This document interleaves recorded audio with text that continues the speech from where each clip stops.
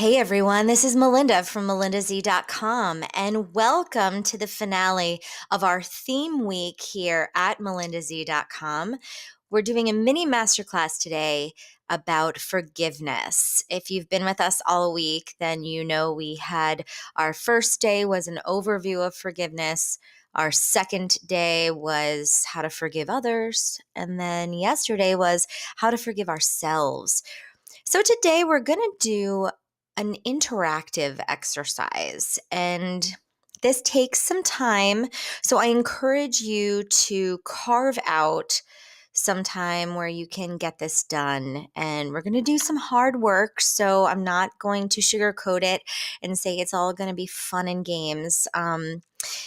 Alternatively, you may want to do this over the course of a couple of days and just do a little bit by little bit until you get through the exercises. But with that said, you're probably like, "What is going on?" And let me just tell you what you'll need, what you'll need for this masterclass: a pen or a pencil if you're a pencil kind of person, multiple sheets of paper. So preferably some loose leaf or copy paper would be great. If you had a bound notebook, that would probably not be ideal.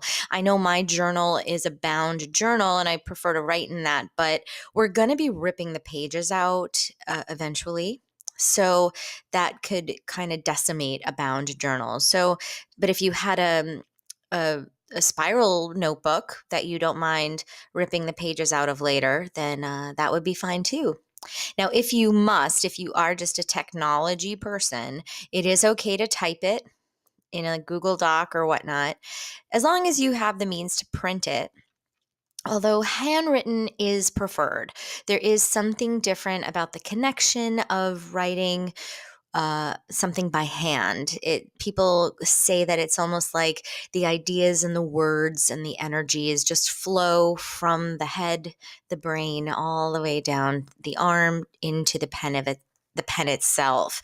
So there is a different aspect to writing something by hand, but I get it. If you're just all about the keyboard, then do what you're comfortable with in order to get the exercise done, and then be sure you can print it out at the end. The next thing you'll need is time. Like I touched on a moment ago, this might take a while. And as I always say, the hard work takes time, and it's that time that we need to kind of allocate to ourselves. So look at your calendar and carve out some time, some me time. You know, if you have kids, maybe it's after the kids go to bed. Maybe you tell your spouse or significant other or even your boss, just block it out on your calendar at work and just be like, "Hey, everybody, this is me time. I need to do something and I need to be uninterrupted." So take that time. You deserve it. And it might be helpful in the realm of forgiveness. Next, you're going to need some honesty, some old fashioned honesty, because we're going to ask some very difficult questions. And, if you've gotten anything out of the conversations that we've had this week regarding forgiveness, a lot of the time we need to reflect and take stock of what our responsibilities are. And that requires some true honesty as to what role we play in any kind of negativity we might be dragging around. Remember, the blame game is over, and what we're trying to do is get past it. So bring your honesty. We need it. Lastly, you'll need a lighter or matches. We don't need those till the very end. You probably can guess where we're going with this, but if not, I'm just going to keep you guessing until the end. But make sure you have them somewhere that you can utilize. So just as a recap of what we've learned so far, forgiveness is for the forgiver, not the forgivee. It's a release of resentment, a lifting of a weight off of your shoulders. It's a freedom from negativity and pain. It's a gateway to accepting great things into our lives. We're making room for great things to join us. We cannot change others. We can only control our reactions to them. So just remember that. That's I'm going to say that till the day I die. You cannot change another person, so don't try. By forgiving ourselves, we can open the door to self-love, self-esteem, and self-confidence, and really enter any self word there. So self-forgiveness initiates all of the other self words that we've spoken about in the past. By eliminating regret from our lives, we can walk unencumbered down that road of happiness, speed up our personal development, and enjoy life more. If we get rid of that luggage, then our load is lighter and we can move faster. We can go more places. I mean, think about it in terms of actually wearing a massive backpack that's full of crap, or even like a rolly cart suitcase that you have to lug around everywhere. You're not going to be able to move quickly. You're not going to be agile and be able to go different directions. You're going to be kind of limited in what you're able to do. But if you can release all that, man, the world is your oyster, right? Acceptance is key here, and moving on is important. And finally, living in the present is vital. And with that, hand in hand goes the past is the past. So, with that all in mind, we're going to move into our interactive section. So, following, you're going to see 3 questions, and they're each have multiple parts. So, I want you to ask yourself these questions and answer them quickly. Don't put too much thought into them, but I do want you to answer them fully. So while I don't want you to create or form an answer per se, I do want you to really flesh out whatever answer you give.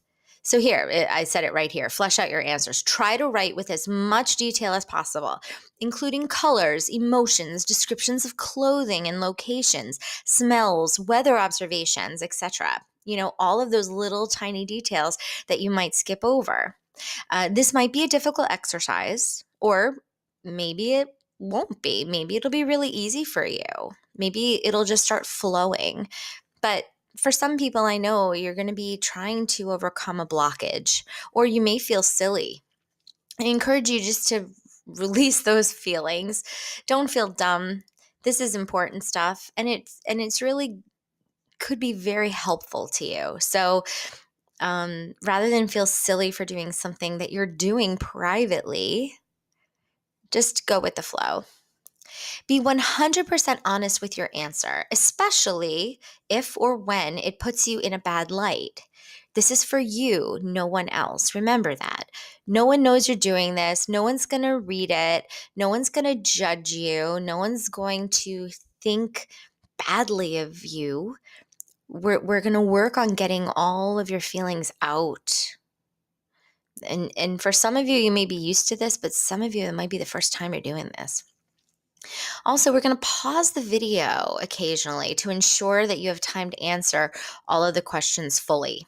And I'm going to give you cues on that at the bottom of each slide. So we're going to go through the questions, and then I encourage you to literally hit pause on the video, and the slide will be there for your reference, and you can take the time to answer every aspect of the question and then flesh it out as fully as possible. Are you ready? Here we go. Question number 1. Recall a time when someone hurt you. Describe the events leading up to this occasion and what actually transpired from your perspective. Be sure to include all characters and location specifics. Elaborate on emotions and discuss your thoughts on why this happened. Why were you hurt? Pause the video to write and then resume when finished.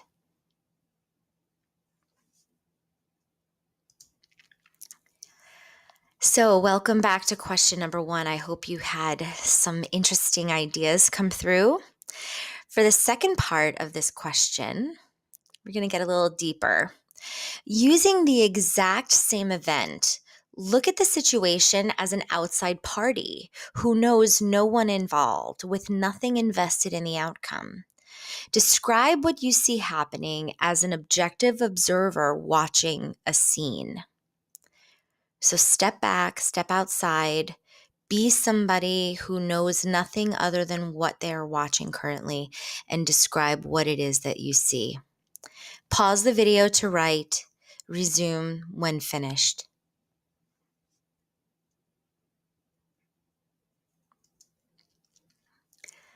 Okay, moving on.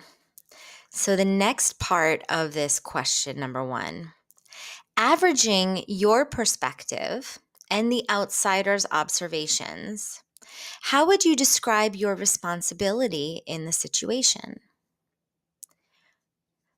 So that means you've heard your side and you've heard the objective side.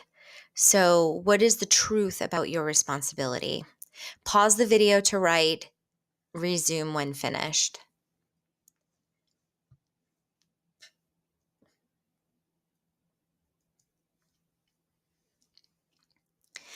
Okay, how you doing? You doing okay?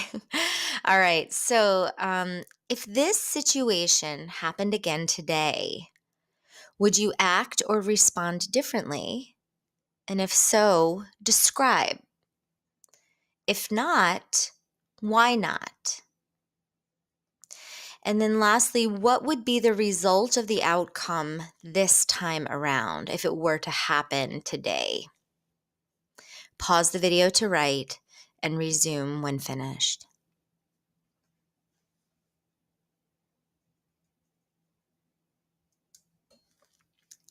Welcome back. Let's switch gears. We're going to move on to our question number 2. Take a deep breath. Let it all out. And you can start on a new piece of paper or continue on the paper you were using, or start a new paragraph or a new page if you're typing, however it goes. So this one's a little different. Think back to a time where you felt betrayed or embarrassed by someone, or something else happened that built up anger, bitterness, or resentment within you toward that person. What happened to create these feelings? How long ago was it? How dramatic was the shift from goodwill toward the person to negativity? Was there a buildup of feelings over time? Did they manifest in any physical ways, such as violence, vandalism, sabotage, etc.? If not, did you fantasize about retaliating in some way? And of course, expound on that. Pause the video to write.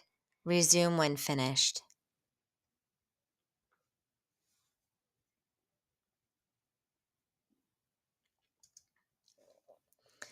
Moving on with question number 2.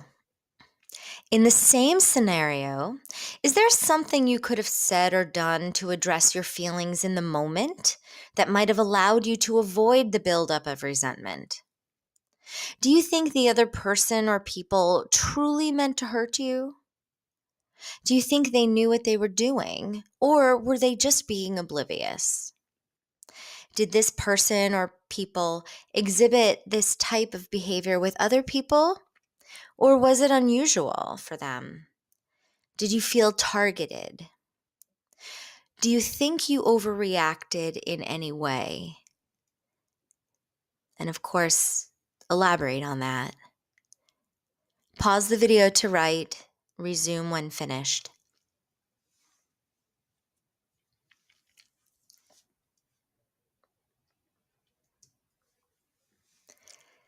Next part for question 2.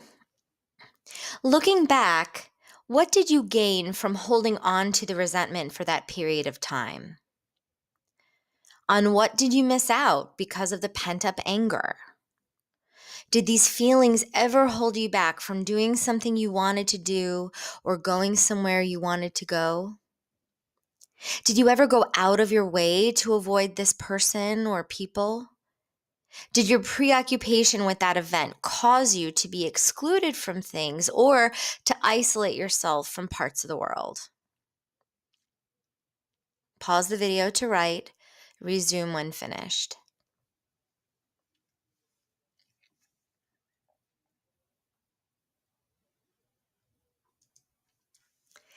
And here we are, question number 3.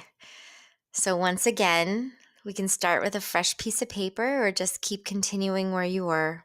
What is your greatest regret? Write it down in full detail, from what it is to the events surrounding it to the people involved. What other things of note were happening in your life around the same time? Did you feel like everything was going well for you? Did you feel lost or out of control? Was there one particular person or thing that you associate with this regret? Pause the video to write. Resume when finished.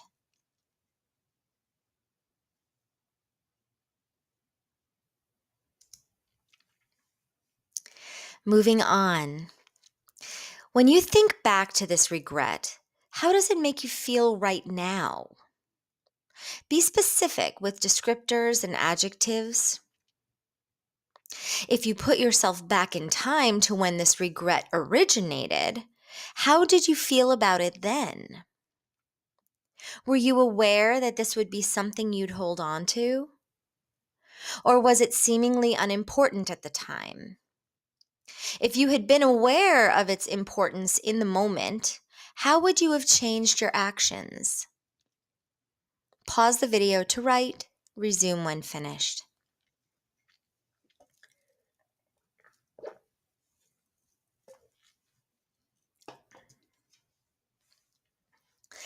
Visualize a scenario when the same situation is presented to you today.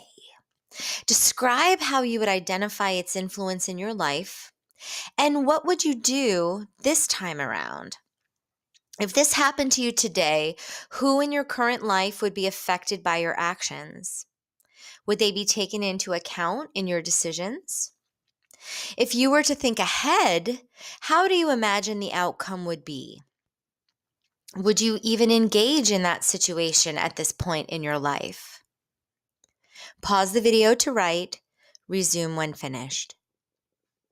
So let's recap.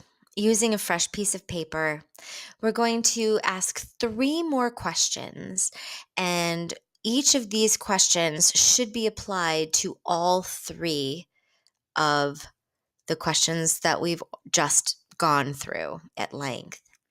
So, the first bullet point, were you able to put the scenarios into perspective within your current life and your current mindset? Do you think you would be able to let go of these scenarios and move on with little to no emotion? Are there any new discoveries you unearthed during this exercise? Pause the video to write. Resume when finished.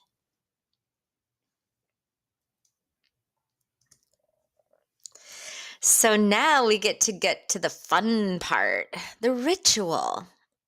Let's get rid of the pain, the hurt, the resentment, the negativity. Let's light them up in flames, literally.